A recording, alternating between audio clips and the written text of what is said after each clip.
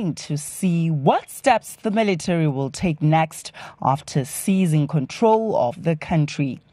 President Robert Mugabe is said to be under house arrest, but the whereabouts of his wife Grace, who was bidding to succeed him as president, are unknown.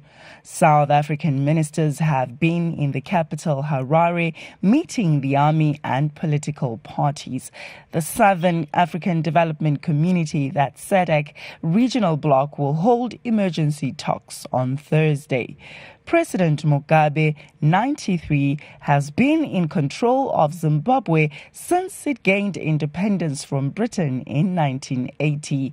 But the power struggle over who might succeed him between Mrs. Mugabe and her rival, former Vice President Emmerson Mnangagwa, has split the ruling ZANU-PF party in recent months.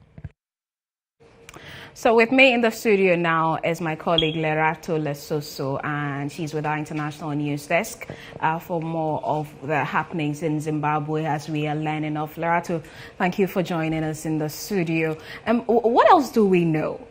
Well, there's been quite a lot of developments this morning. I know that the Southern African Development Community is in Harare for some emergency talks as we speak. But so far this morning from our sources, we've gathered that there has been movement around President Mugabe's house for the very first time since the military has decided to put him on house arrest.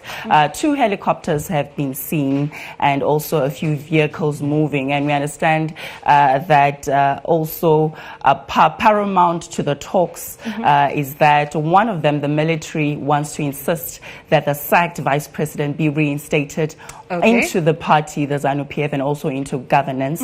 And also we know that from the president's side, he wants to ensure safety of his wife and children. And secondly, he also wants the military to acknowledge that what they are doing is illegal because he still sees himself as the head of state. Well, he is, technically. These are all negotiations that are still going to go on, and we'll have developments of that later. But so far, we can confirm that some arrests have been made from some cabinet members and also some prominent people in Zimbabwe. I know I've got a few names here. I understand that the Albert Ngulube, the Deputy Director, Central Intelligence Organization, has been arrested. And also the President of the ZANU-PF Youth League, Kudzai Chipanga, has been arrested. There's still no word on the National Police Commissioner, who is Augustine Chihuru. He is nowhere to be found. And also the sources confirm that Grace Mugabe is still at the Blue Roof home in Borrowdale. That is with President Mugabe. Let's talk about how we got here. What has happened in the past? Remember that Zimbabwe is anticipating their elections in 2018. We expected it to take place around July and August. And so ahead of the elections, what we know is that as part of the campaigns in preparation ahead of it, President Robert Mugabe was again going to be the face of the party, as in the main candidate for ZANU-PF, meaning that he was standing in once again to be elected as president. So should ZANU-PF win the 2018 elections, which we assume he would have because he's been in power since 1980, since independence, and that would mean he would be the president, and should anything happen to him or he resigns, he would then hand it over to his successor without any elections taking place.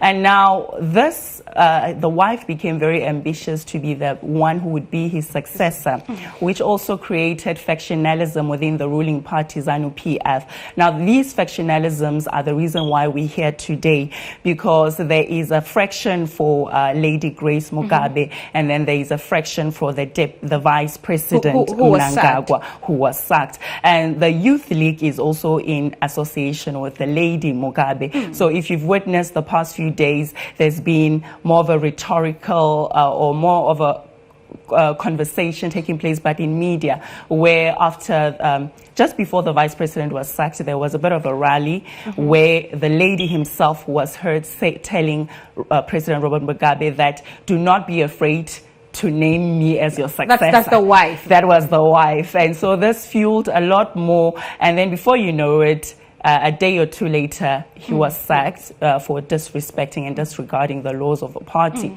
And then he fled the country shortly afterwards. And then as Zimbabweans were waiting for what his action might be after that, because a lot of people saw that as unfair dismissal, then, before you know it, the military started talking, because they are very close. Remember that the vice president has a very rich military background. So does Robert Mugabe, actually. But the vice president is very well respected by the military. He's got very great relations with them. So the head came out that could have accounted for this action. Absolutely. Tell us about the army commander. We know that he has been speaking. The army commander basically sent his spokesperson. What they did was to go to the national broadcaster to go and take over the studio. Imagine you here and you're reading, and the military comes and takes over, because they had a national message, a statement to share, and they used the viewers of the national broadcast, because remember the previous night the bulletin failed to feature an SOT of the commander. So they were biased in only reporting from the fraction of Lady Mugabe. So they felt that would be convenient. Well, we get to bring that statement to our viewers right now, the statement that was made by the Army Commander's spokesperson. To both our people and the world beyond our borders, we wish to make it abundantly clear that this is not a military takeover of government. Is there anything that you have? What the Zimbabwe Defense Forces is doing is to pacify a degenerating political, social, and economic situation in our country, which, if not addressed, may result in a violent conflict. Let it be clear that we intend to address the human security threats in our country. Therefore, any provocation will be met with an appropriate response. All right, so there you have it, the statement Lerato spoke about. Lerato, so the ordinary Zimbabweans, how are they taking this whole action by the military? A big chunk of them are very pleased. You will remember that Zimbabweans were literally just waiting for the day either President Robert Mugabe would voluntarily step down or would just drop dead. That is the only hope any Zimbabwean had of them ever enjoying to be ruled by somebody other than President Robert Mugabe. And so for this revolution to take place, it's more like a breath of fresh air for them. It has never happened in their lives, most of their lives before. And so they pleased. And at the same time, not very happy with the interference that's already taking place from other countries. As you might have seen on the update that the Southern African Development Committee is already there for emergent talks. So they're asking, why now?